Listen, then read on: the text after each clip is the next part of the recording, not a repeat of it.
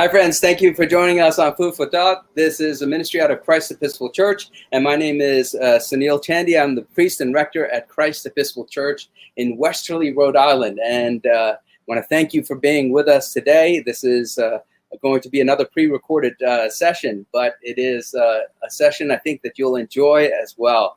And of course, it's a different setting. I'm not in front of the altar or behind the altar or on the altar. With the root screen behind me and the stained glass window. I'm back in my office, and it's a different angle. So it's something new for this moment, and so I'm so happy that you're able to adapt with us, as is the case for the past 19 months as we struggle through the challenges of our life, and knowing that we have a community of people to walk with always makes those challenges go much, much easier. Today, we have an interesting guest, a continuing guest, a guest who is not really a guest. He's a part of the show. He's our senior warden, Caswell Cooke. And Caswell has a number of roles. Not only is he our senior warden, and he is the verger of our congregation, and he is the head of the Acolyte program and all these other programs within the church. Outside of the church, he's also very active. He's on town council in Westerly. He's the executive director of the Misquamicut Business Association. He does a lot of work with the business community, along with a lot of work with politicians in our statespeople within our state, and also nationally. And so I thought this would be a great opportunity to talk about the upcoming fall for our community, the Westerly Stonington community, and then also talk about how we fared through our recent hurricane with Henri. And so, Ben, please bring Caswell Cooke on board. Hey, I'm in front of the church, and all of a sudden it got loud, so it's going to be hard to hear. I'm going to have to move, but it's actually good. If you don't mind, I'll show what's going on here, and maybe you can tell us what's happening, because I can't hear. Yeah. Oh my God! Look at that! Oh my God! There goes that grass. Wow. Yeah. So this is folks, and Caswell is just giving us an image of what's happening on the side of our lawn, and that's because we're installing a geothermal system into our into Christ Church. It's been part of our capital campaign. It's also, the geothermal system is an expensive system, but it's overall a better system for the environment and also for the long-term sustainability of our church as it continues to do ministry out into 100, 200 years into the future. Thank you, Caswell, for showing us. Yeah, well, I just happened to be here because Ben told me I should be in front of the church for this Food for Thought. But what he really wanted me to say was that we were going to do a dunk tank at our homecoming, which I haven't been sold on yet. I haven't been sold on that yet either. So maybe not. We could think about it. He may sell. Oh, he wants us to do something like that. Yeah. Yeah. That's nice. If you do, I might consider it. You might. Well, I think as senior warden, you have to figure it out with the junior warden and see if that's appropriate for us. And Eric said that he's in. I would be in. I'd be in too. If you're in and this is something we want to do, we can do it. That's good. Well, I appreciate your great introduction. You did forget to say award-winning author. I'm joking. No, but no, it's good. I actually like being out in front of the church, and I wanted to show everybody also the red sign on the front lawn has been recently refurbished, and thanks to Doug Lawrence, it's beautiful. Amen. Yeah. No, it's beautiful. I love, Caswell, I love the way our church looks these days. I mean, I think it hasn't looked this good for a while, it seems like, and we've done a lot of capital improvements over the last few years, and we've been very lucky. God has been gracious to us, and we've had some really wonderful people who have contributed a great deal to the ministry here to make things happen in this way. Well, the last time that anything major was done to the church was 1984, when we had a big anniversary, our 150th anniversary. So 1984 is what, 30, 6-7 years ago. So that was mostly dealing with the interior of the church, but the roof had been put off for a long time because, as you know, it was a major expense. But when you came here, I think you came here knowing we needed a roof. So Yeah. so we got that done thanks to the committee and Fred Allardyce and everybody who donated. And then we got more than that done. And now the geothermal, which ended up costing extra money, but the money was found and raised. So yeah, I think it's a good time. And then, the other night we were talking in the vestry about things we need for the coming year, things that we want to expand upon, and when people begin to think about pledging this fall. And one of them is we need more help we need more priests, we need more ministry. I think we need to continue this digital online effort that we've been doing, because once you've done it, you don't want to go back. And then I think we need a little work on the interior of the church, painting, things like that. So there's things, even though we've done so much and we're in the middle of this huge project, you always got to be looking at the next project that needs to be done. So we're doing it. Yeah, no, I got to tell you this: the geothermal in itself. I mean, we had several funerals and weddings in August, and it was so hot. I mean, people were dripping with sweat, and so I'm It's a lovely image.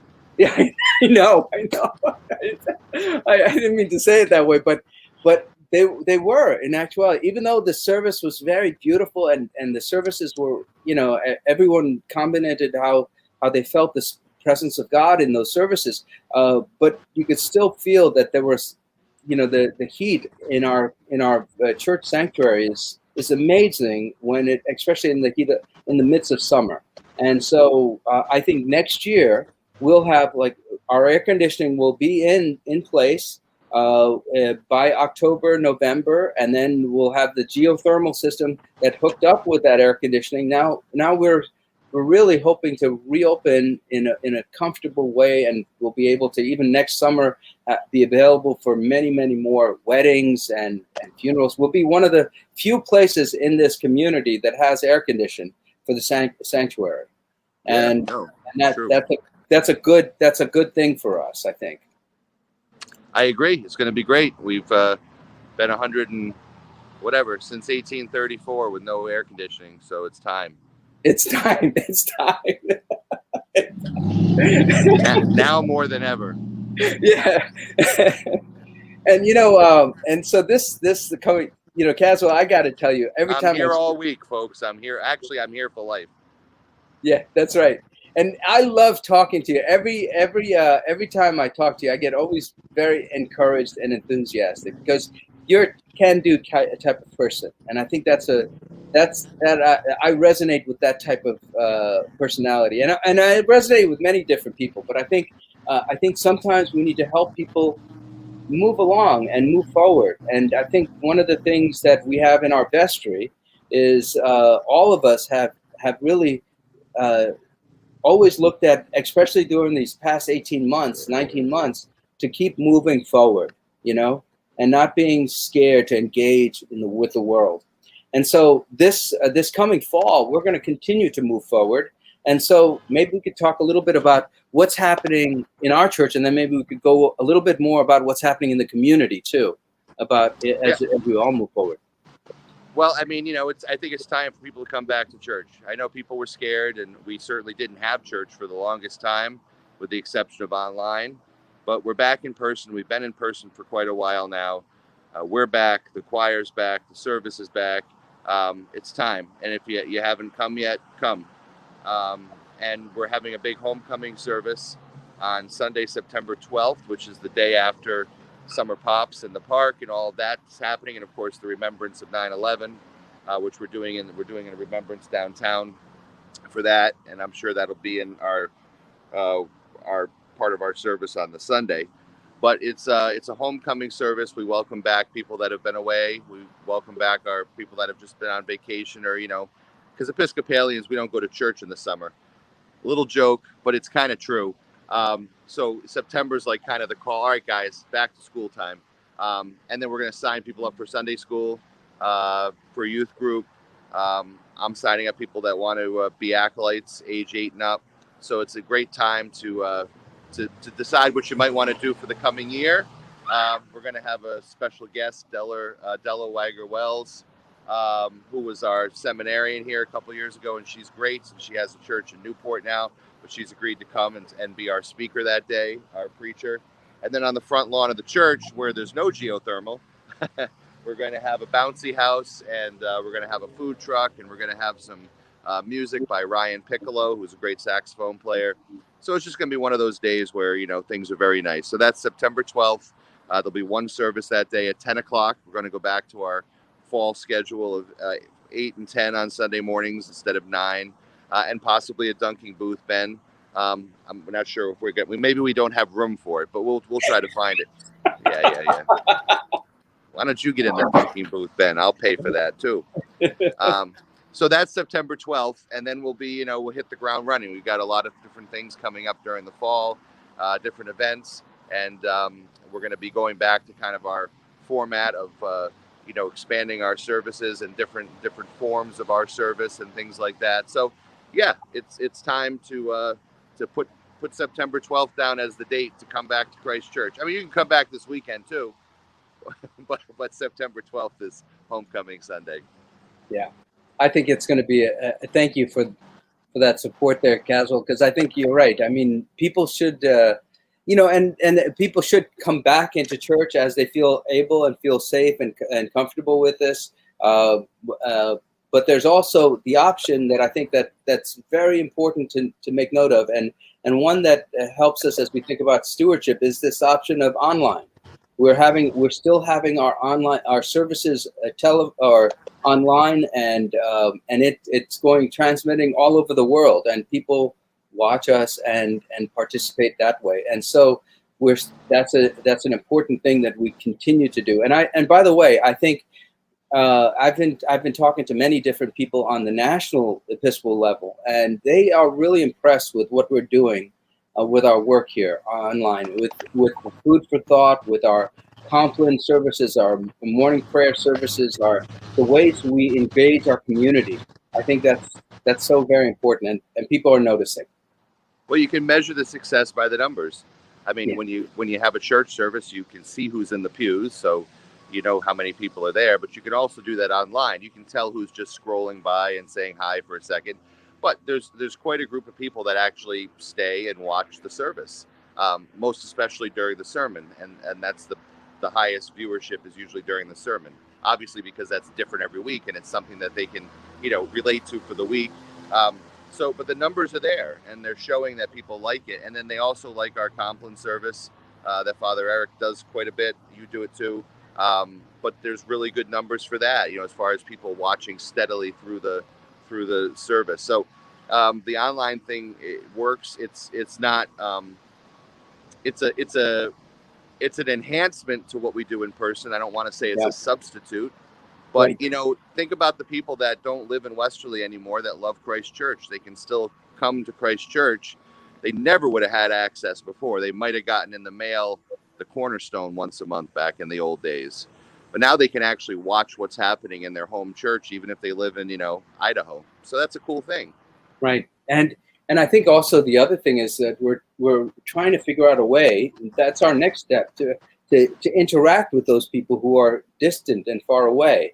I know that, and so it's very important to kind of figure all of this out, because this is the way we're moving towards a little bit. Trying to figure out how to do this for the Episcopal Church is a great thing. So I agree. And what's nice is you can have somebody doing a reading. When we're doing these online services, it didn't matter where you were. You could do the second reading from, Hawaii. Yeah. and it works, and it's nice. So it's a good thing. Yeah. So Caswell, what's happening? Like, I mean, we were really hit with Henri, right? And then but not as badly as I thought we were going to be. So tell us a little bit about what's happening in the town with that. Well, I mean, the hurricane was a hurricane, and it was supposed to hit us. And then the governor had come down that day, and we took a ride down to where the Windjammer is, because that's kind of where the low point is on the beach. And it was really amazing. We got down there, and then the sun came out. honestly, it was like that eye came through, and then it just kind of everything dissipated. So thank God. I was saying to my wife, I don't think I can do another Superstorm Sandy. Those are supposed to be once in a generation storms.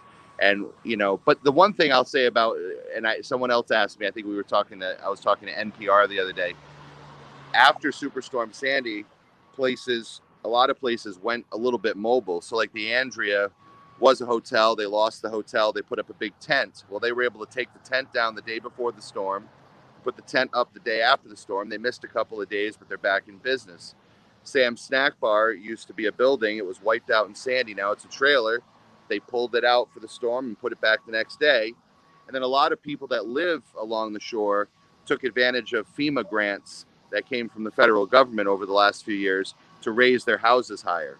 So I think, we were definitely better prepared in the beach area. Had it been a bigger impact, but thank God it was nothing more than needing a street sweeper to come and pick up the sand. So, Henri was a big dud, and we thank Henri for being a big dud, because we don't want any storms like that. Yeah.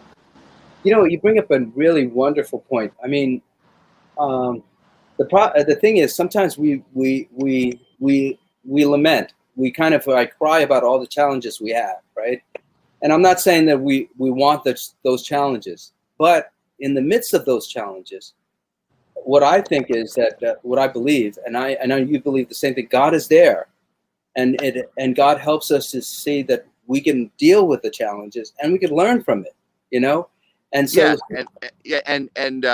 to quote, because I'm a DJ, so to quote from the great Vanilla Ice, if there's a problem, yo, I'll solve it. Check out the hook while the DJ revolves it. No, but seriously, there's wisdom in that Vanilla Ice record. It's almost biblical. Vanilla Ice. Oh my God! Is that some good material for one of your sermons? Vanilla Ice. I don't know. I mean, maybe. Yeah. I don't even remember it. I remember parts of it. MC Hammer, Vanilla Ice. Well, Vanilla Ice did come to Musquamac at one time. Did he really? By the way, say hi to Senator Algier. We're live, so just wave. It's Hey, Dennis. Father Sunil, how are you? Good. Hey, they're digging a big hole in front of your church. Oh, I know.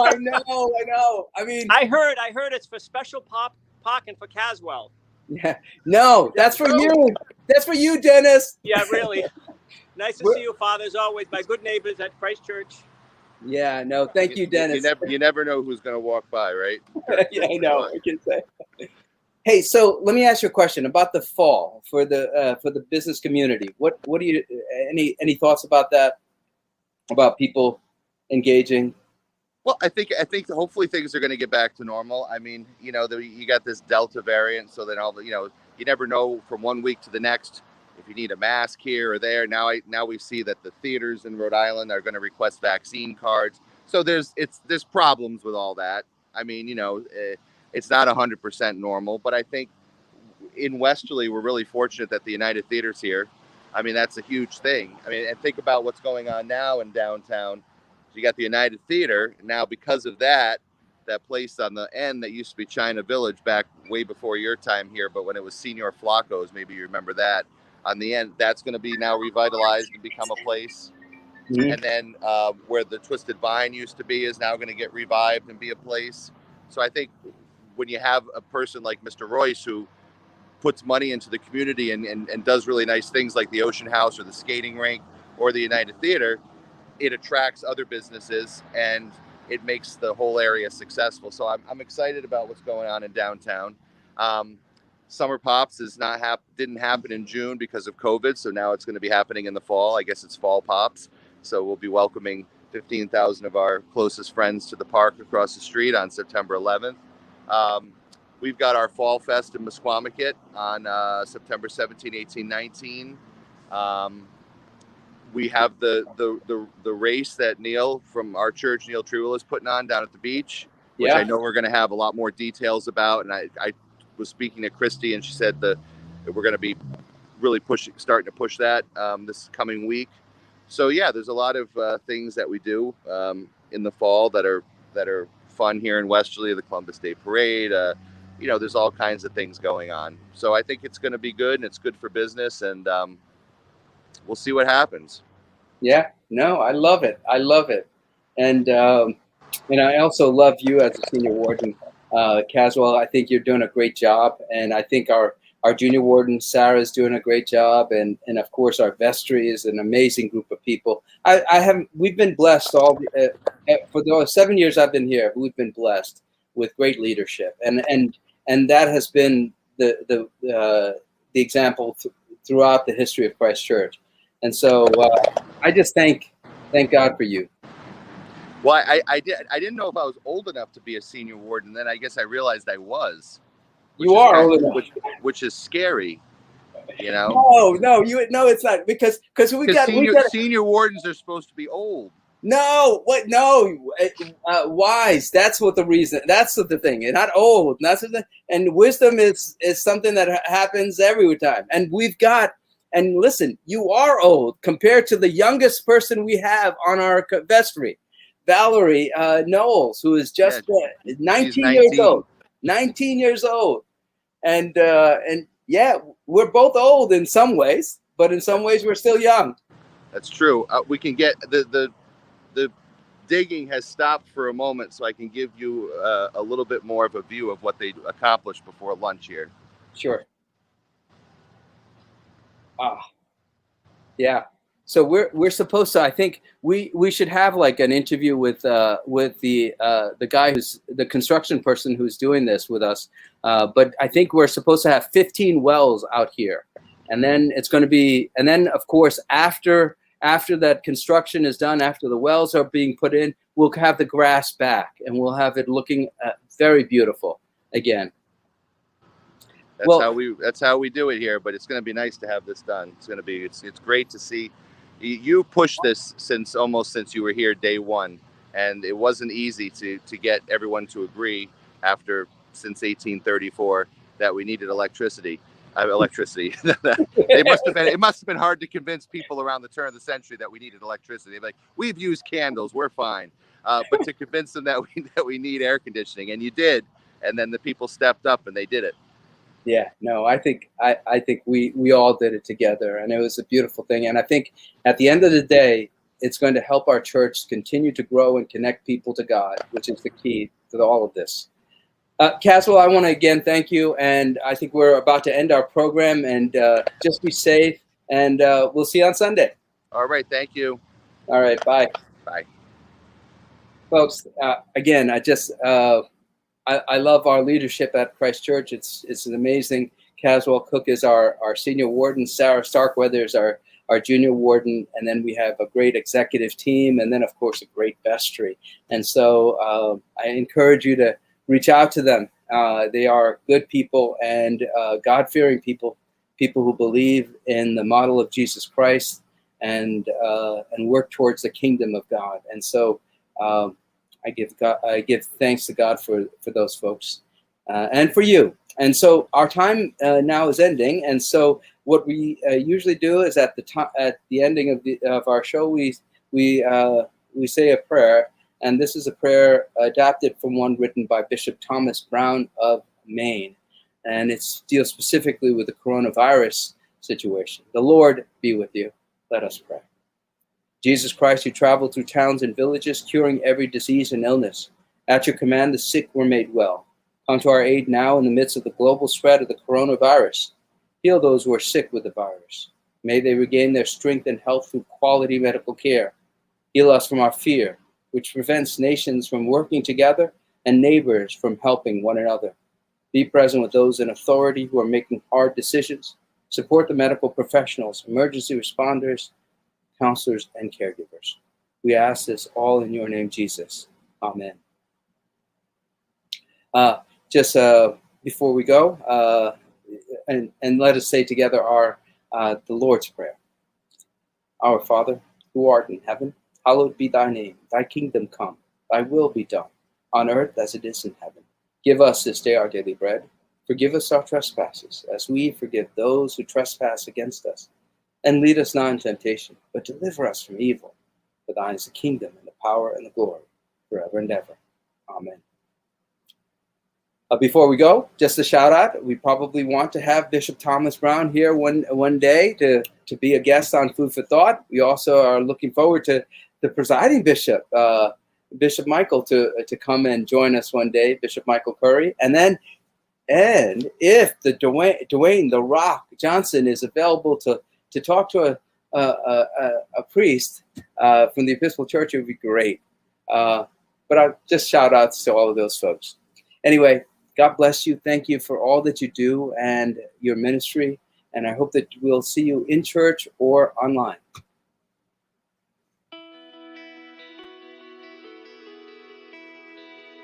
Thanks for watching. Did you know that you can join Christ Church from anywhere in the world? If you're feeling connected to what we're doing, email us today at communicate@christchurchwesterly.org.